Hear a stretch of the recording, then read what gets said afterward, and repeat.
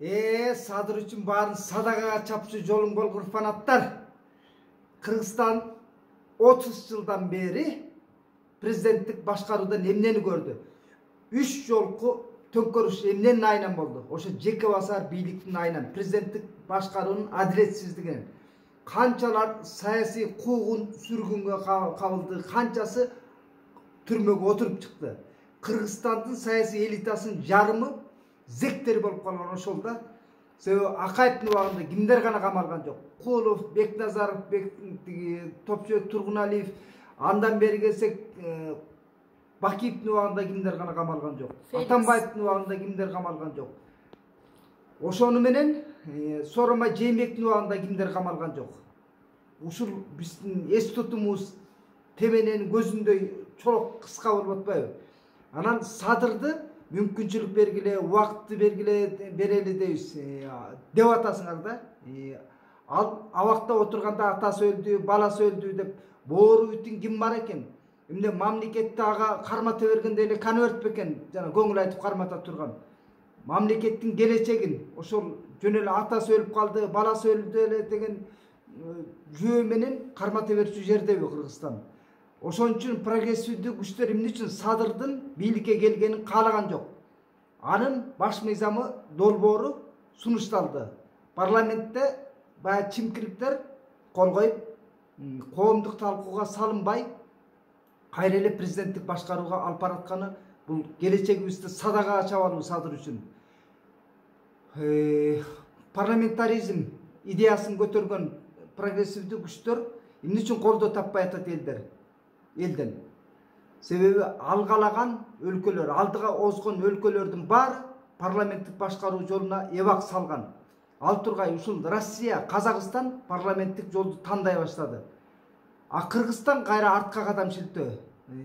Курултай институтун киргизебиз деген бир абсурд идеясы баш мыйзамга кыстарылды.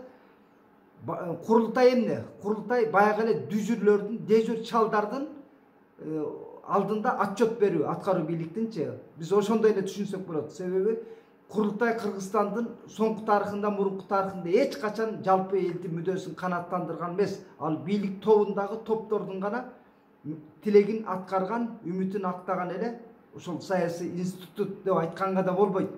Бул парламенттин эле бир көчүрмөсү.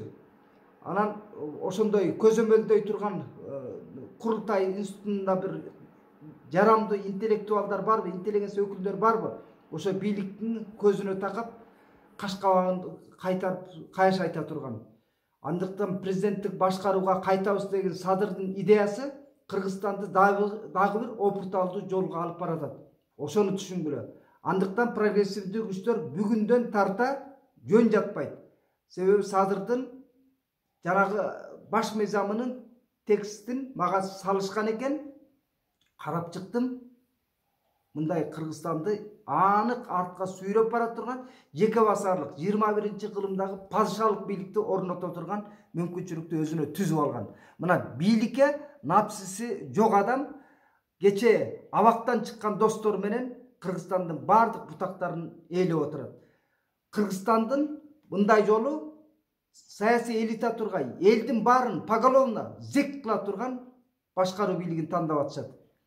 Андыктан коллективдүү башкаруу гана, парламенттик башкаруу гана Кыргызстанда ошого жол бербейт. Президенттик аппараттын ишаратын карап турган күч органдарынын баары жеке адамдын коопсуздугу үчүн өзүнө каршылаштардын баарын, кайшы айткандын баарын түрмөгө отургузуп бербейт.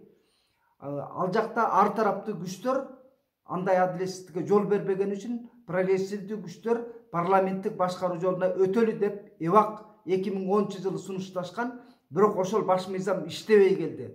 Атамбаевдин убагында дагы, Сооронбай Жээнбектин убагында дагы жеке басар бийлик орноп, мына ошол абактан чыгып келгендер бүгүн кайра мынтип төңкөрүш жолу аркылуу мамлекетти башкарабыз деп отурат. Мунун арты жакшылыкка апарбайт. Андыктан эсиңе кел. Жолуң болгур Кыргыз. Көрүшкөнчө эмки.